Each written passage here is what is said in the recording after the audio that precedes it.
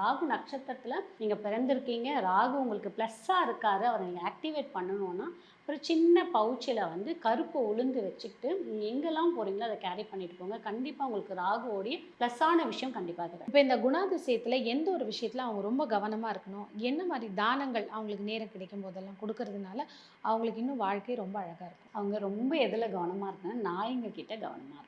ஏன்னா திருவாதிரை நட்சத்திரத்துக்கு அது எப்படி தான் அந்த நாய்க்கெல்லாம் வந்து அந்த மோப்ப சக்தி இருக்கோ தெரியல, நட்சத்திரத்தை அப்சர்வ் பண்ணும் கரெக்டாக. திருவாதிரை நட்சத்திரக்காரங்களை கண்டிப்பாக நாய்கள் வந்து சுற்றி சுற்றி வரும். ஏன் அப்படின்னா சிவபெருமானுடைய பைரவர் எப்பயுமே கூடவே பக்கத்துலேயே இருக்கிறதுனால அவருடைய வாகனம் இந்த திருவாதிரை நட்சத்திரக்காரங்களோட சுற்றி இருக்கும். இந்த நாயை அதிகமாக வளர்க்குறவங்களாகவும் இருப்பாங்க, பெட்ஸ் லவ்வராகவும் இருப்பாங்க.